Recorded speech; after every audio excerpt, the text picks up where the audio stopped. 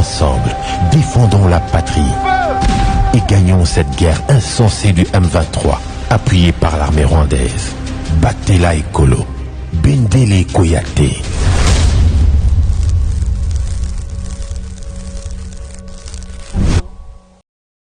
Debout Congolais, unis par le sang, unis dans l'effort pour l'indépendance.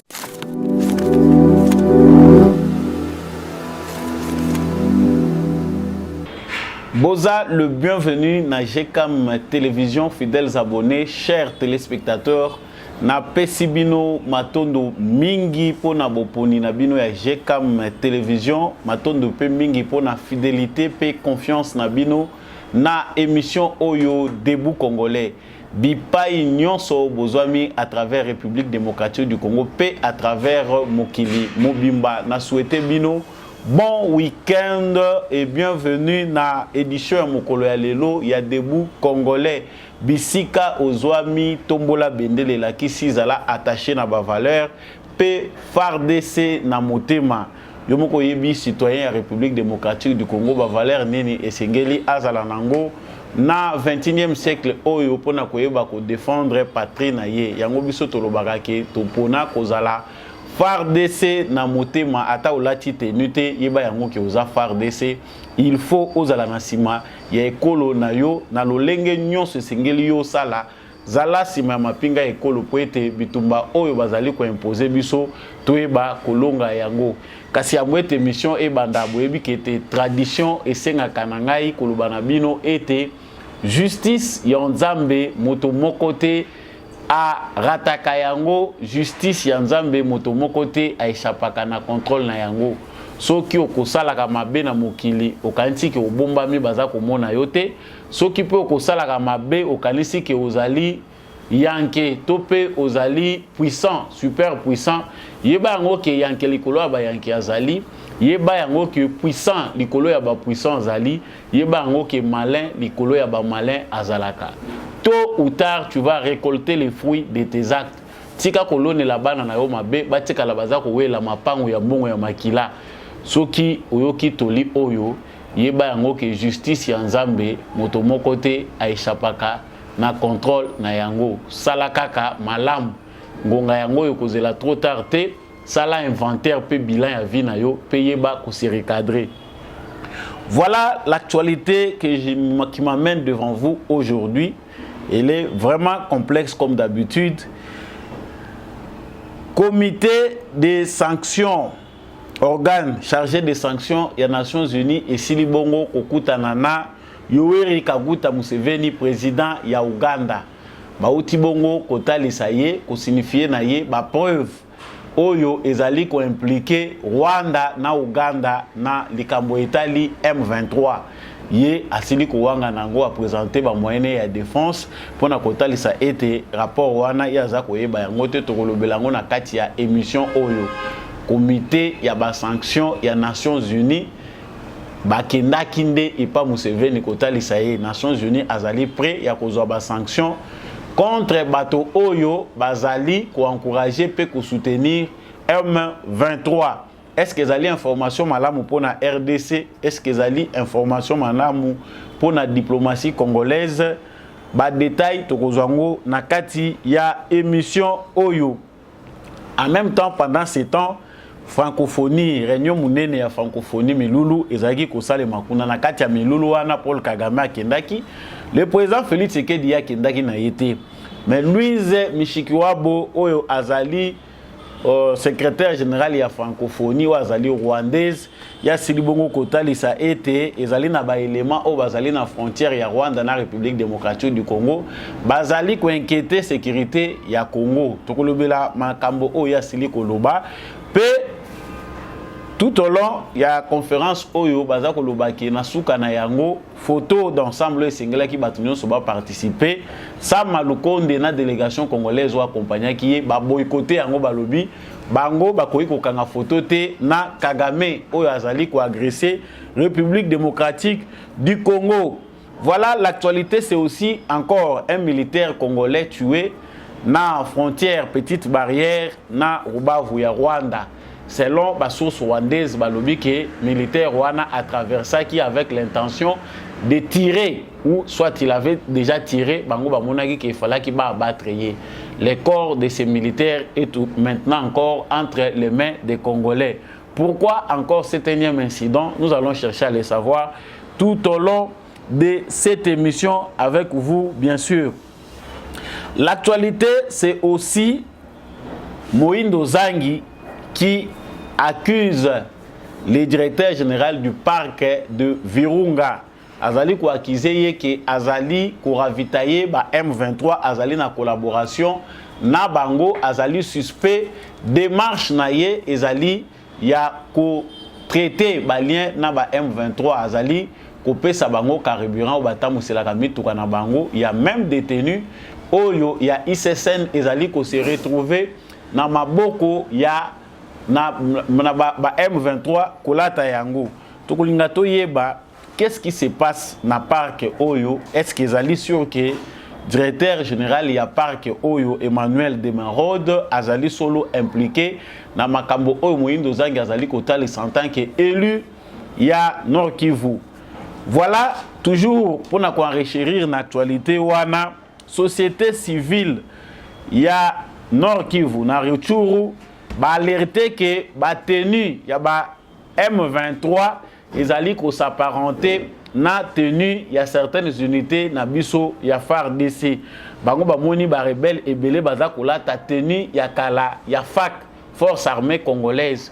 Pe ba moni lisusu ba militaire wana ba terroriste wana ya M23 kola ta pe ba tenue ya ICSN. ICSN ezali Institut Congolais pour la conservation de la nature. Pourquoi ba tenue oyo ezali ko se retrouver entre les mains des rebelles bazweli yango wapi et koki ko créer confusion. Nous en parlerons avant de finir cette actualité d'aujourd'hui. Encore une fois de plus, Samba Olonga Pesibino matondo mingi na boponige comme télévision et c'est ngoya mingi ko yeba ete bozali ko rejoindre biso bino ba nouveau abonné boza ko koma ebele soki opeza mbala liboso ozali ko s'ajouter na nombre ya ba membre ya famille de Bou Congolais yeba ke carte de membre ezaka nango fele. Abonnez-vous à cette chaîne pour devenir membre ya Debout Congolais au contribuer pena opération Tombola Bendele Bisiko Zali. Ça là effort était Bendele Zala toujours likolo Bendele Ekoyate. En commentaire lorsque vous allez suivre cette actualité, mettez toujours vos villes, vous soutenez les FARDC depuis quelle ville. Et allez de façon à venir à contribuer na mama pinga na biso au balandaka biso même na fond balandaka biso vraiment. Je suis très heureux de le savoir que ça soit na Nord Kivu, que ça soit na province orientale, na Kisangani, partout ba mapinga ekolo bolandaka pe actualité na biso bozali na esengo mingi ya koyoka ete ekolo mobimba ezali sima na bino biso nyonso tozali FARDC na motema. Voilà lokola na utaki kolobango awa na sommaire ba source diplomatique ezali ko confirmer que le chef de l'organe de sanctions était accompagné d'une délégation du comité des sanctions des Nations Unies ce vendredi auprès du président ougandais Museveni. Selon Makambo Oebimikuna, basili bongo kotalisa na Museveni ba preuve masolo yo bango ba yelie concernant implication ya Ouganda na Rwanda nakati ya M23. En tout cas, ezali lisolo oyo moulayi, il y a certaines mêmes sources diplomatiques oyo bazaki au courant bazako indiqué que la délégation là a déposé des preuves solides que l'État rwandais soutient officiellement les M23.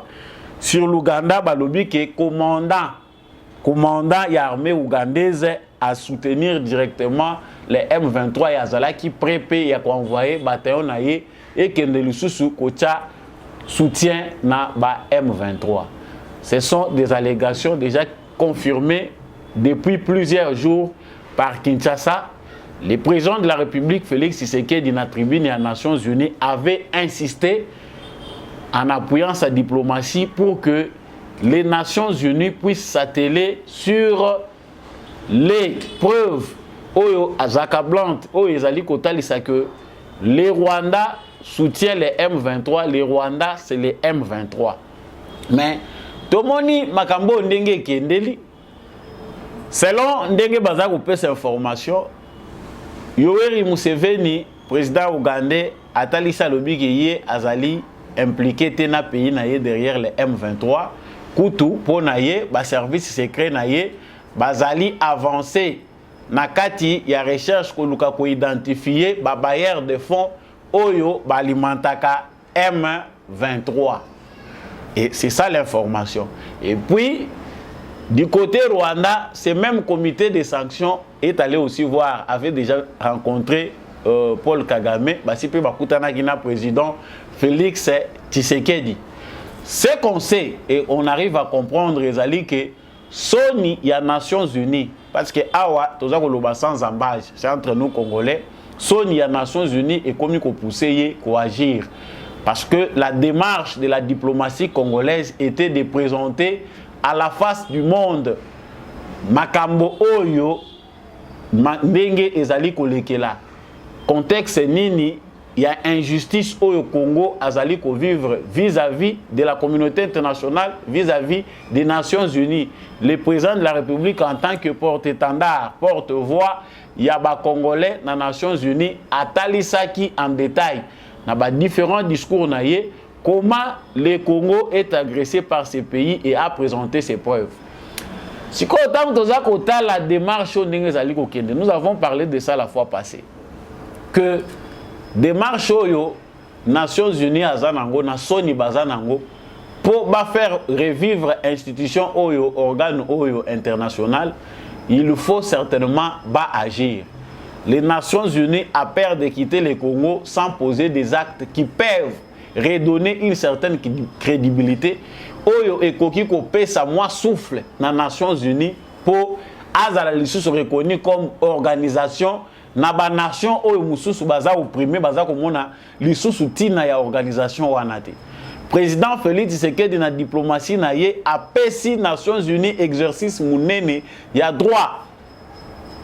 Apesi Nations Unies exercice munene ya ba réforme. Parce que lorsqu'on fait le bilan des Nations Unies dans la République démocratique du Congo, le bilan est vraiment négatif. Le bilan est entaché des irrégularités. Le bilan est clairement comment mafia internationale, il y a des hommes d'affaires, des affairistes, des présidents nommés par des hommes d'affaires pour qu'on exploite le pays et ternir l'image. Il y a toute une organisation qui est censée œuvrer pour la paix et la sécurité dans le monde. Et aujourd'hui, pour sauver les Nations Unies, il faut qu'il y ait des réformes. Outre représentation, il y a Afrique, dans le niveau, il y a des membres permanents. Afrique voit. Il y a aussi ces réformes qui doivent faire que les Nations Unies a se repositionner pour attirer la organe dans le monde, certainement il y a une organisation. Sinon, c'est une dictature de l'Occident qui ne sera plus acceptée dans le monde et il n'y aura pas une organisation, il n'y aura pas un pays qui va accepter que les Nations Unies aient les sous-makolo na mboka na bango. Ndenge biso moto za komona awa après tout ce qui s'est passé au vu devant le monde entier. Ndenge Nations Unies na manœuvre na ya koluka ko s'accrocher pour rester au Congo. Il y a encore des incidents où Salami qui bato bakufi. Mais awa question tozali kotuna. Est-ce une démarche logique ou c'est une simple distraction pour montrer aux Congolais que tokomi koluka ko sala? Certainement les éléments que nous avons mis à disposition au Bilonion Soboza Kolandeza kotalisa clairement que le régime de Paul Kagame et Yoweri Museveni tend vers leur déclin.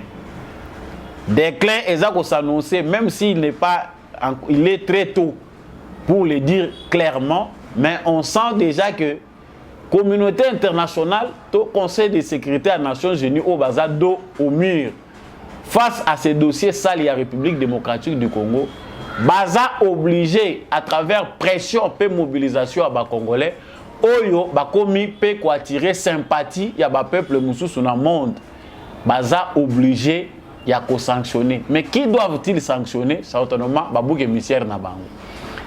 Paul Kagame, Yoweri Museveni, M23. Mais lorsqu'il s'agit de défendre les Kamouya M23, Paul Kagame dit clairement que le M23 est un mouvement moko congolais. Mais lorsqu'il s'agit de la résolution pacifique, Bazako Senga va retirer, M23 s'est retiré, c'est à Kagame qu'on s'adresse. Mais qui trompe qui? Tant que va retirer bango babima na sol congolais, tout ça ko senga l'immédiat parce que même au moment où tout ça ko loba awa les délégations il y a qu'est-ce que j'allais dire ici délégation il y a Nations Unies, ba délégation il y a États-Unis d'Amérique, il y a Belgique et puis il y a France bazali ko senga que dans l'immédiat retrait, il y a M23. C'est-à-dire, Bango Moko, s'il faut parler clairement, inventaire, il y a M23, Bazali ko tcha pression pour que M23 a se retiré dans la localité Nyon Soya Zali ko occupé. Tant Bazali ko se retiré, Bako kende wapi, Bazako kende bisika ba pare na Bango Bazalaka. C'est-à-dire, les États-Unis, la France, la Belgique, le Royaume-Uni, que j'avais même oublié, ndenge bozo mona communiquer na bango bazali kosenga retrait immédiat. Il y a M23 na ba position na bango. Baza kosenga ngona nani, baza kosenga ngona Kagame, baza kosenga ngona Museveni. Certainement les gens qui voient Tshisekedi en traître, bato bazali komona Félix Tshisekedi traître ya nation na démarche oya sali depuis qu'accéder na pouvoir. Certainement on a quand même la tolérance ya ko koyeba bango ko comprendre bango que bazomona makambo na balunette na bango soit balunette ya corruption soit balunette ya haine pour ya diabolisation pour juste que opinion congolaise na bato baza sous-informé bazala na bango na tenter ya ko s'atteler sur ba sujet ndenge ezali ko lekela mais bazala distrait ya ko combattre Félix Tshisekedi. Les choses aujourd'hui sont très claires à la manière ndenge toza ko raconter ango que la communauté internationale et les parrains, il y a action oyo ezalaki mené, il y a par Museveni et Paul Kagame, il y a quoi envahir la République démocratique du Congo. Mais quelles sont ces sanctions entendues? Parce que Mindele Bakendakaka ndenge bazako kendebwe. Na comité de sanctions yé. Comité de sanctions yé, Museveni a wangani a lobité en tout cas ngai na yebité. Mais bango Mindele basi ba yebi. Parce que tout ce qu'ils amènent ici comme preuve, ce sont des choses où ils ont clair qu'ils ont baissé moni.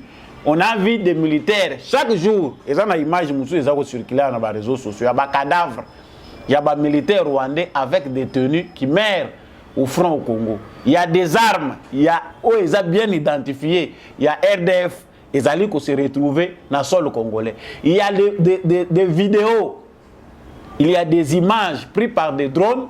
Où ils allaient kolakisa armée rwandaise ndenga za kokotisa ba bataillon na ye na sol congolais. Où ils ont même kolakisa mituka ya ba UPDF na sol congolais. Toutes ces informations. Bravo à la diplomatie du président Félix Tshisekedi. Dans le silence, tous les renseignements révèlent ba musala nyonso yo Rwanda na Uganda bazako sala. Bato bazako loba non Tshisekedi est trop naïf de croire à la communauté internationale, Tshisekedi est trop naïf de faire ceci. Non. Certainement, il y a des choses qu'on ne peut pas expliquer. Mais Moutoyo, Azali, na mandat, Mouto Oyo, après qui serment, à côté de la résultat. Biso toza kota la marge ya manœuvre tout ce que Félix Tshisekedi en tant que président de la République. Nous avons le devoir aussi de l'observer, de l'accompagner. C'est lui qui a prêté serment, il a été élu par le peuple congolais. Nous devons voir la finalité. Démarche naïe kozala incomprise. Mais le souci, c'est la finalité. Est-ce que la finalité, c'est ce qu'on nous présente et pas différents protagonistes que Félix Tshisekedi est en train de trahir la nation? On ne croit pas. Aujourd'hui, Nations Unies, Nations Unies, après la communauté internationale est prête aujourd'hui. Parce que les meilleurs moyens il y a résolution, il y a conflit à l'est de la République démocratique du Congo est simple et il est basé sur la conscience. Il suffit que les principaux pays phares, Pierre, il y a des ressources naturelles à l'est de la République démocratique du Congo, commencent d'abord premièrement à retirer leurs pions où ils vont placer dans le pouvoir avec pour mission de piller les richesses du Congo, avec pour mission d'alimenter les principaux groupes rebelles, d'envahir le Congo pour piller les richesses au profit des multinationales et de certains présidents. Il y a des pays, bazana maboulou na bangwa yango mutu na mutu aza ko défendre. Si seulement la conscience revient, Soni o elati bango, balongoli Museveni na Kagame na jeu, ça veut dire c'est la voie vers la paix durable. On sait que ce n'est pas la principale solution parce qu'il y aura encore du travail à faire à l'interne dans les différents pays. En RDC, il y a du travail à faire parce que l'armée congolaise, la police, les services de renseignement ont été infiltrés pendant plusieurs décennies et cela sous la bénédiction de la communauté internationale.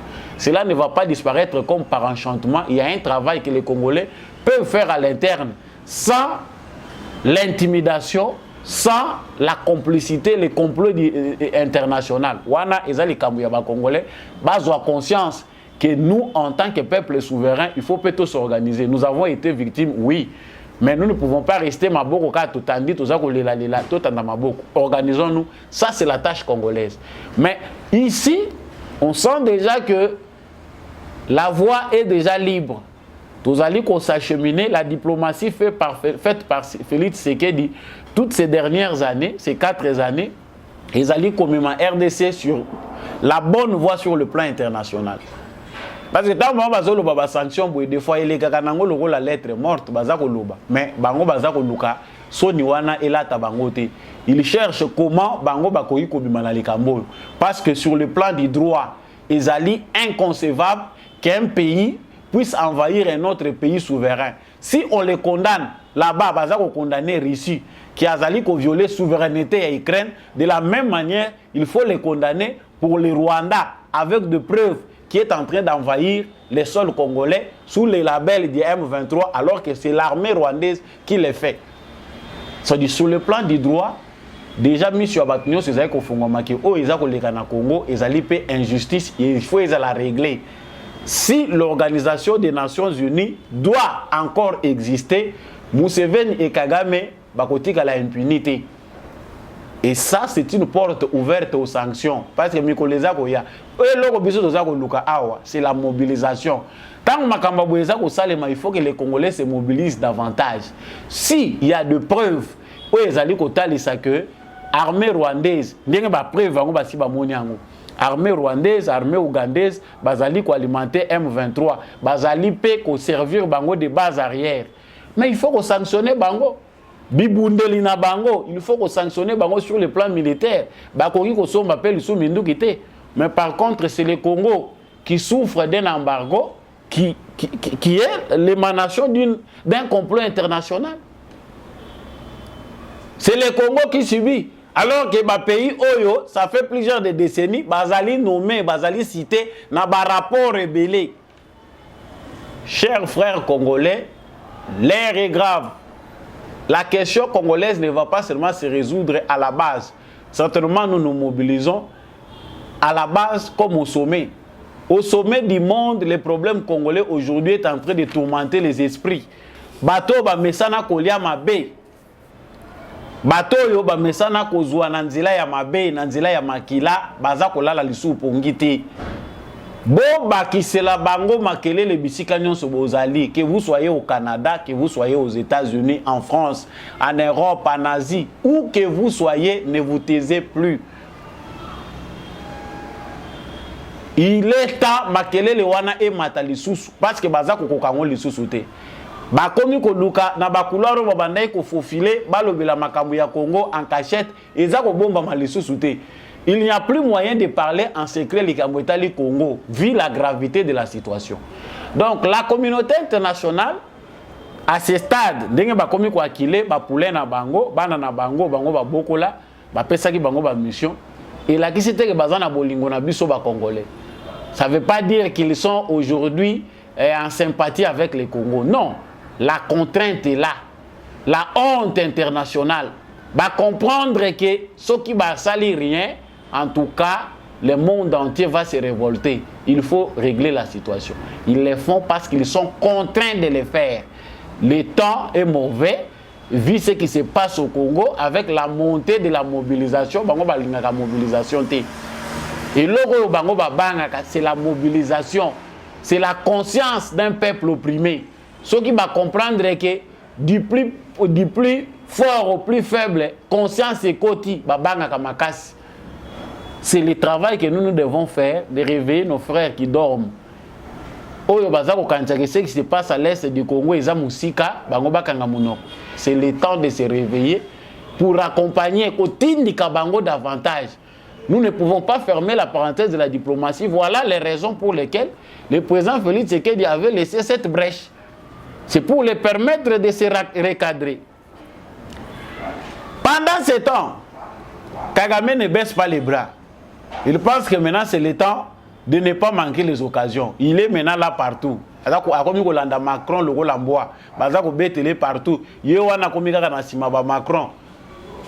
Les raisons pour lesquelles Louise Mushikiwabo Banomagiyé, un pays anglophone, on prend candidat na bango secrétaire général et francophonie. Babomi na bango francophonie. France a bomi francophonie, likolo ba minéré. Likolo ya ba stratégie, ya ko exploiter nango Congo pour na ko pérenniser bien. France a bomi na francophonie. Mais ils ont le logo moko na lobaki ya. Avant na entamer makambo Louise Mushikiwabo lobaki. France azaka kunde bébé. Yas accompagné kaka batuti na cimetière. Musala o eloko Kagame azo comprendre été. France azalaka kunde bébé mission na ye yango wana akenda ko achever. Regardez partout, je n'ai pas le temps de vous donner les détails. Vous qui vous documentez bien, vous aurez kotala comment plusieurs présidents africains a obakei jusqu'à Kadhafi et les autres. La France c'est son rôle. Akokende na yo ti akeko suki sao na mur. Oh, France Azako Sala Kagame pense qu'en échangeant les informations, en faisant ceci, France Azako aider. C'est la France qui va contribuer à la chute de Kagame de manière rapide. Là où c'est dangereux, c'est le côté américain. Mais le côté européen avec la France, bah décide à Bango te, Bango baza, le rôle des gendarmes là et kolaka Bango bien à peau et jusque là ils en ont bongo. Bango musala na bango baza ko kende kaka bazo baluka na bazo baluko so ikuna décision ko iblu basaligner na décision wana babosani yo awa Louise Mushikiwabo ola kanga na ye munoko elle se permet de répéter comme un perroquet maloba président na ya lobaka po yo mission batiela ko na francophonie eza na ngote pona ko redorer image ya francophonie pona ko evrer pour na bolamu ya espace francophone, non, elle était là pour la politique de Kagame. Là aujourd'hui, c'est de répéter comme un perroquet makambo oyo Kagame lobaka. Non, il y a des éléments en RDC juste à la frontière avec la RDC qui constituent un danger pour la sécurité du Rwanda. Voilà pourquoi les Rwandais et les Luganda doivent des fois intervenir pour mettre fin. Elle ne maîtrise pas ce qu'il dit. Une fonctionnaire, donc Louise Mushikiwabo azo sala na ye musala na ye ndenga koko sala yango. Ce qu'ils peuvent faire de mieux, c'est de répéter. Ya obana ko bandela neka makambo Kagame azo sala. Maintenant les Kagame pense maintenant qu'il doit s'accrocher à kominde ko diembela na sima ya communauté. Ya bato ba utiliser qui est en cherchant maintenant à se faire encore plus utile qu'il ne l'était avant.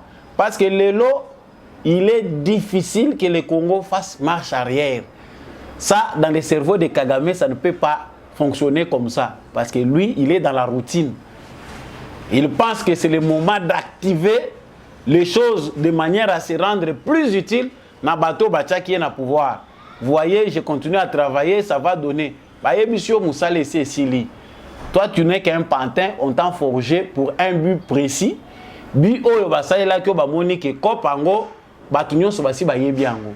La mission que nous t'avons confiée était secrète. Mais aujourd'hui, même un bébé au Congo sait que Kagame, na Museveni, baza ba pion. Il y a Occident qui va utiliser Bango pour créer l'instabilité à l'est de la République démocratique du Congo. Ba pia kana Bango ba richesse.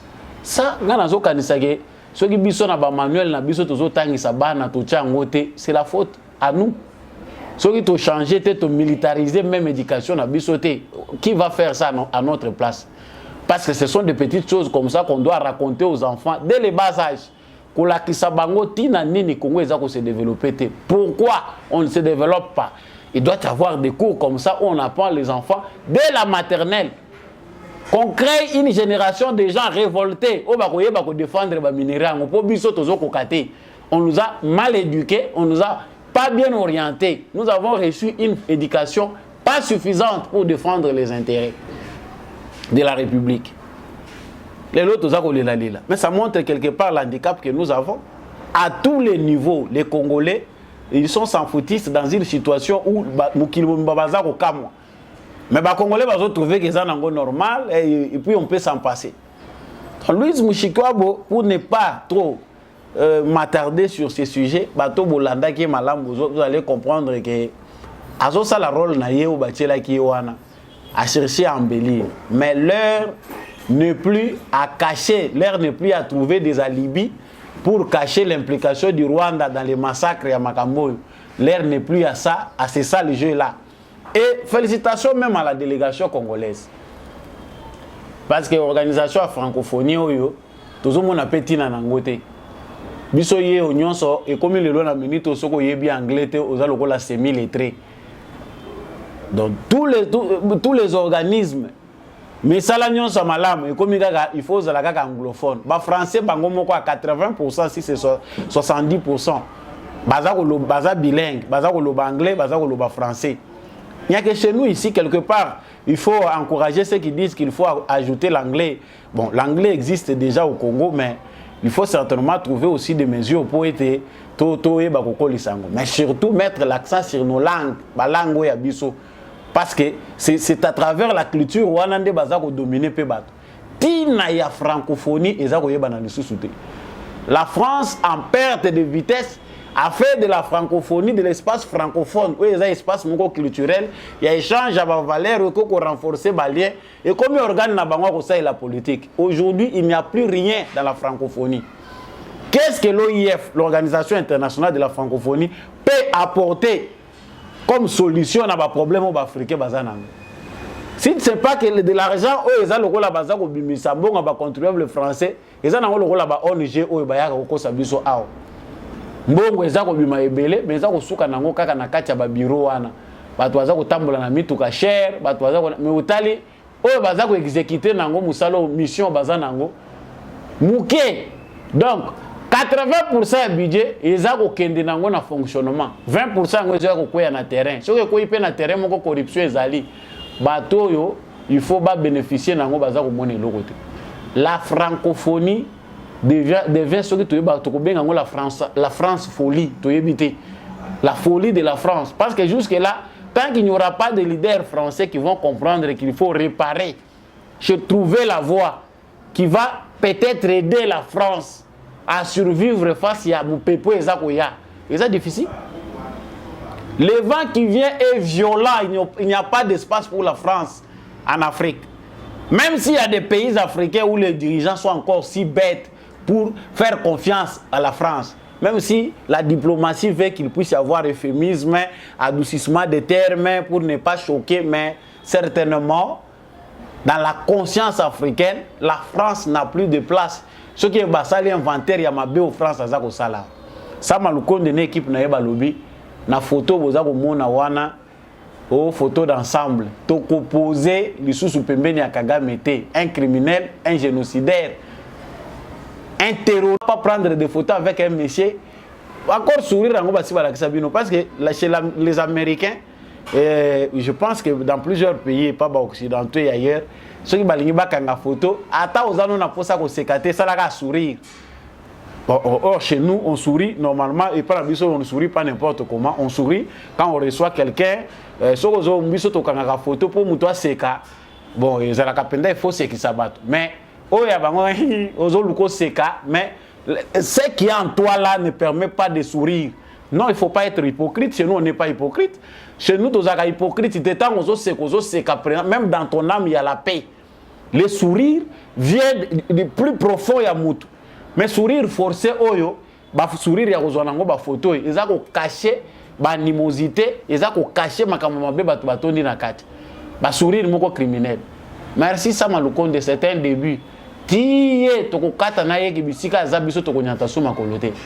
Rencontre vraiment il y a le 21. Tu y éviter ce qui se prépare à la présence, monsieur le président de la République. Mais tout le monde net kaka. Sama Lukonda kende lisusu kaka. Parce que ça c'est le souhait de tous les Congolais. Vraiment par respect à l'accord, au processus, mais biso ndenge tozomoni la makamu ndenge ba Congolais nyonso bazokomela biso chaque jour awa, il n'est plus vraiment intéressant que notre président aille encore na makambo wana. Il est fort possible que le président se fasse représenter parce que eza ko bandelaka. Parce que bozo kutana wana eza po boloba nini o eloba mate. L'exigence congolaise veut que si nous voulons pour moi aller là-bas dans le bon sens, abimisana no azwana no ba troupe na yeba kende pa na bango. Mais en afro batu baza ko bunda. Wilingo mazozo ba selfie alati tennis civil azokende ko sakana ba mama na wins. Non. On ne peut pas accepter dans des situations comme ça ba continuer ko sakana na biso. Donc quelque part bato baza ko linga de temps en temps président se déplace ba rencontre wana eza ba rencontre moko suspect. Eza ba rencontre biso ba Congolais toko ko sepela nango te. On va encore déplacer Félix Tshisekedi et Paul Kagame pour na ko sangisa bango pour quel discours? Ce sont des questions claires qu'on peut se poser. Discours des années. Basolo la kaka. Donc le ministre des Affaires étrangères est là, le Premier ministre c'est encore possible. Mais on pense que la présence du président de la République na makamouana bango bako solo la eza les sous nécessaires parce qu'on sait que chaque jour ici Paul Kagame pense qu'il est plus malin. Donc ce gars moni bakile akosani balarme à crocodile. Non, on négocie, j'accepte de retirer. Ozo accepter pour retirer pour na libela pour ozo salamine. Pour ceux qui ont retiré bango ça veut dire qu'ils sont rwandais. Maintenant problème ya ba congolais na kati ezanine. Si toi tu acceptes de retirer tes troupes, c'est-à-dire que baza bana na yo, baza ba rwandais. Mais problème congolais kuna na kati ko senga ke to sala lisusu lisolo eza mine. C'est les bêtises que nous impose la communauté internationale. Les choses sont si claires qu'ils ne demandent pas, qu'il ne faut même pas faire trop de démarches. Mais il faut biso to kendaka to keyi ko participer pour légitimer un processus au batebele ba batami na sima ba yibela na kati. Non, réveillons-nous chers frères congolais. L'heure n'est plus aux aventures.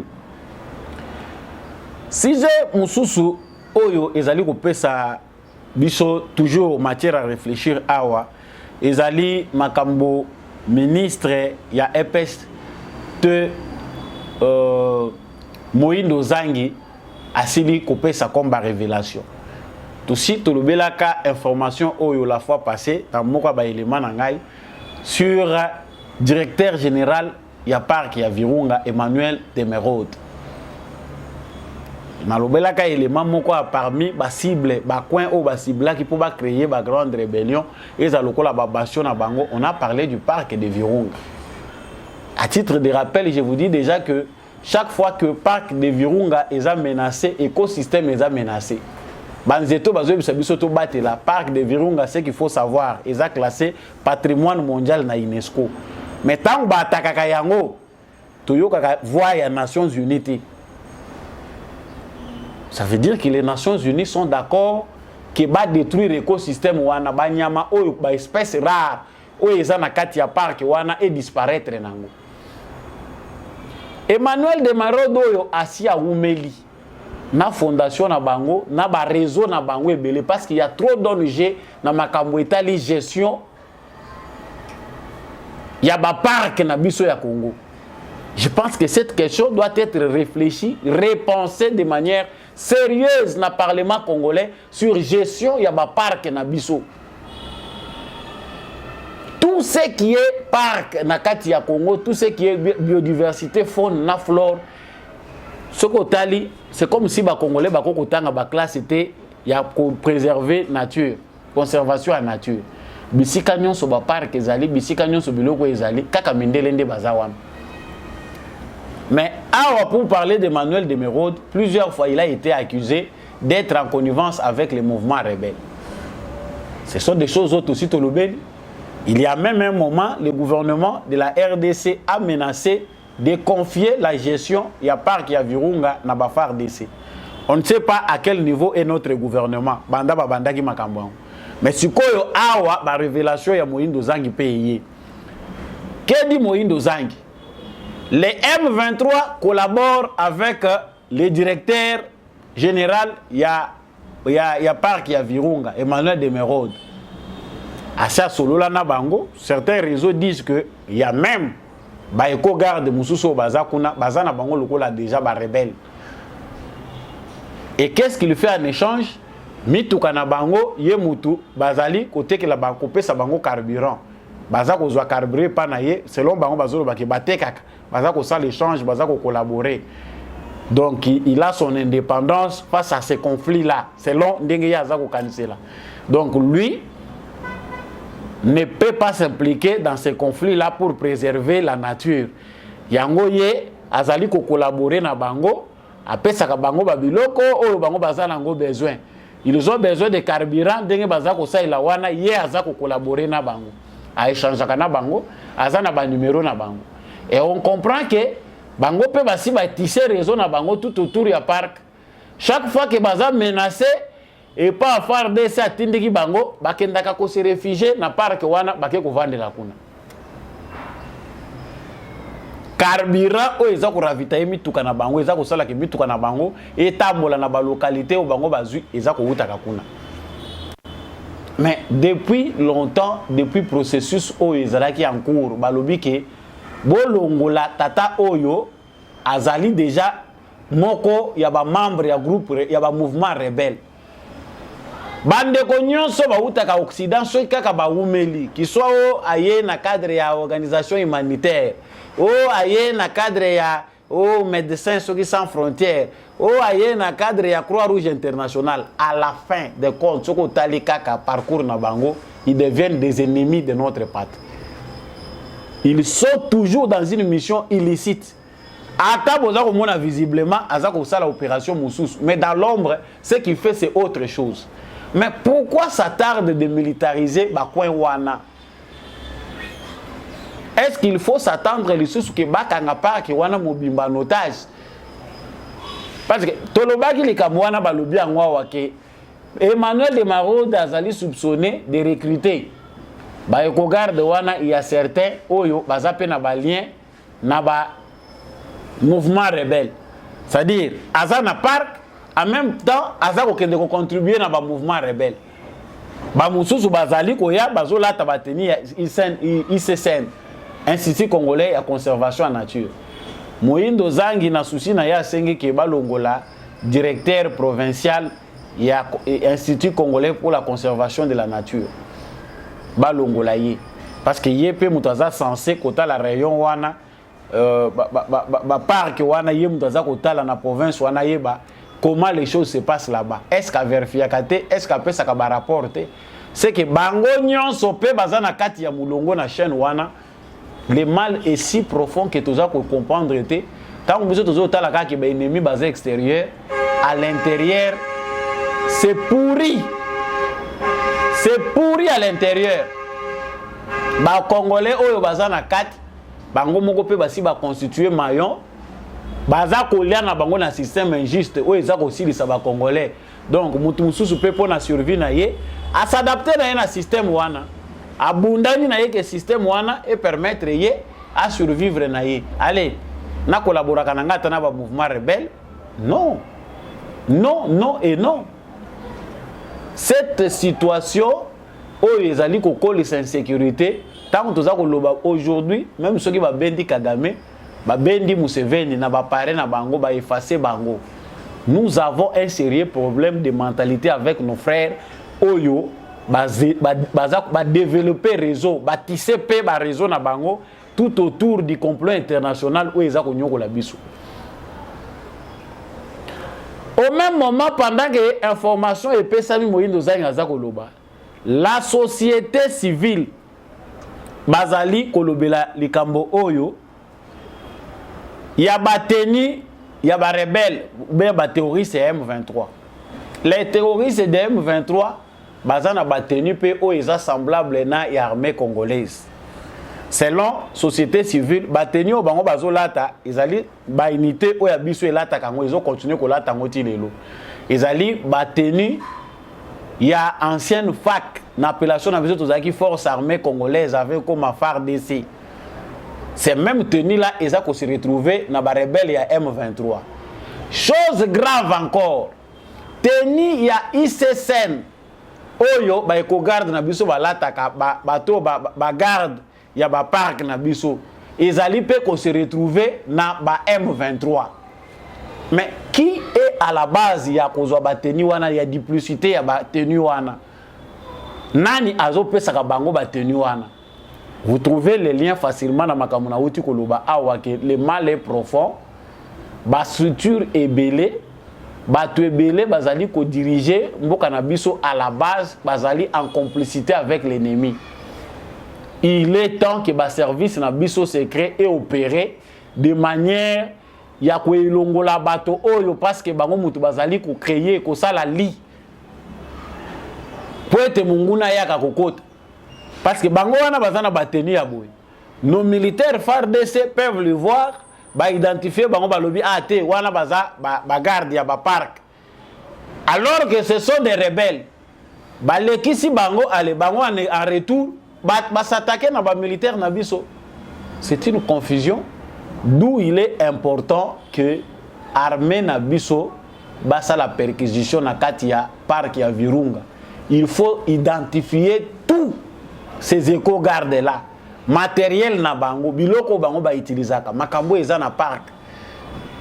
C'est grave. Eza grave makambo ezebele. Nous aurons tout compris, chers téléspectateurs, que makambo nyonso toza koloba totiki marge na manœuvre na bato bazali na ba information bato baza na responsabilité à quoi agir. Nous avons dit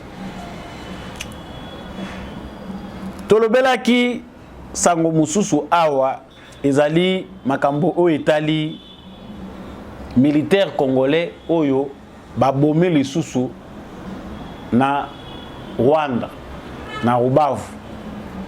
Bon, basource rwandaise bango balobi ke bazali ko prétendre ka koki kozala militaire ya FARDC maza identifié te. Akotaki na zone na bango naître il a traversé la barrière avec l'intention de tirer sur la barrière na installation na bango. Yango pour éviter que ba incident ezala bango ba bomiye ale bazu cadavre ba pesi na maboko ya ngambu na biso koto. Mais awa toza ko loba vana ki na ba détail ebele na lobaka humanisme ezaka ipa na biso ha. Humanisme ya soki bakangi ndenge wana bazu bake kozongisa. Beba moni bongo ba maîtriser allez bazongisi. Ça c'est la deuxième fois qu'un militaire congolais est abattu fraîchement pour la nini akatsaki na ngambu kuna akei ko s'attaquer na bango. C'est vrai que tension est montée. C'est vrai que oh déjà ba congolais baza ko penser lelo et ko pousser congolais à agir dans le lenge moko inattendu. Il faut que notre gouvernement prenne aussi des dispositions dans la barrière na biso pour éviter que l'incident boye akati. À supposons que zaki na ba air moko population est éveillée parce que bango ba bomie na iner. On ne sait pas.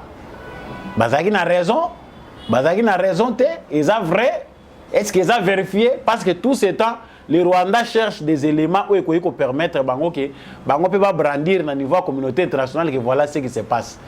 Outre les FDLR, le Rwanda est à la recherche. Il y a des moyens qui peuvent permettre bango. Outre encore les autres moyens, si vous trouvez dans les réseaux sociaux, l'équipe na bango batondisi na réseaux sociaux, ils sont à la recherche de violence, d'un génocide en cours de préparation. Ils sont repérés. Pendant que facilitateur Uhuru Kenyatta aye awa, bango balandie lisuna mikanda. Ya lolenge moko ndenge bakendaki kopesa na Canada que un génocide est en préparation. Balandie lisuna mikanda bake kotika. Bakende kotika kuna. Non, ni communauté wana eza menacé awa na Congo. Ba serviteur ya Kagame. Mais bino président de la République a yambi bino, a rassuré bino. Boza ko se reconnaître comme ba Congolais. Mais boza lisuna mikanda boza ko brandir bokende ko déposaka na ba instance nyonso qu'un génocide est en cours. C'est la fin du mythe Imatuti oyo ba yebisaka bino mythe Imatuti. Les Tutsis hyper puissants où il faut pas diriger. C'est fini. Baza ko lobango te pour la publicité mais c'est déjà fini. Ba enfant chouchou la communauté internationale bo brandir ndenge baza ko violenter bino partout bozo kende baza ko nyokola bino, c'est déjà fini. Bateau baza sérieux bali ko za la sécurité, les portes du Rwanda sont encore ouvertes. Bogoyo ko zonga na banzela o eza pacifique. Parce qu'il n'y a aucun Congolais sérieux à couper sa bino, à permettre bino qui bon continuer cause à l'arrogant dans un pays qui vous a accueilli. Les non-originaires n'ont pas de terre. Namboko et Yambakabango. C'est bien clair, voilà. Tokomi Nasuka, il y a actualité. Nabiso, Napesibino, Matondo Nenge, Boulandaki, GCAM Télévision, émission Nabino Debout Congolais. Mais pas union so bozwami à travers Mokilimo Bimba Samba Olonga azako continuer ko pesa bino matondo na attachement na émission Debout Congolais bisika bozwami botombola bende lepo émission ici sili kotombola bende de la kisi kozana ba valeur et loko tozobunda nango à l'interne ezali trahison ezali moyibi ezali kindoki ezali likunya ba antivalero nyonso esalaka ke nation ezala forte te. Ce qui a solo, tous on a besoin de le Congo et qu'il y ait des bosso et singeli tous à la bomoko, to linga na biso pe to linga ekolo na biso Congo. Yango na lobaka ete bon citoyen congolais à cause la FARDC na motema pona ekolo Congo. Ça dit tous ba défenseur ya ba intérêt ya Congo bisika nyonso tozali. Nation ezalaka moko. Ata o changer yango na papier na makila ba changer kango te. Donc pas yozali ko kantsate makambo Congo. Ils ont occupé nango yote et kolanda o même bisiko zali bokolo ba ko rappeler yo ba origine oyeba ke nazaka congolais.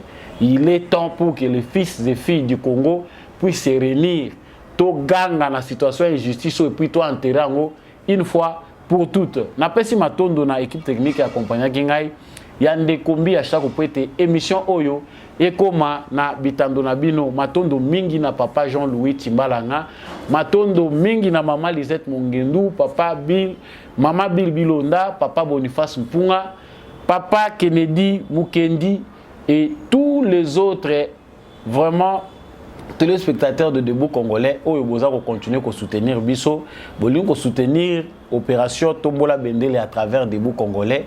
Numéro est en bas écran c'est justice Mochame sous du vrai nom pour na bato na kaka combo est na sa itando na yo na pesibino vraiment matondo mingi. C'est dans l'unité et dans l'amour que nous allons reconstruire notre très et cher beau pays. Je vous dis bon week-end encore une fois de plus, on se revoit au prochain numéro.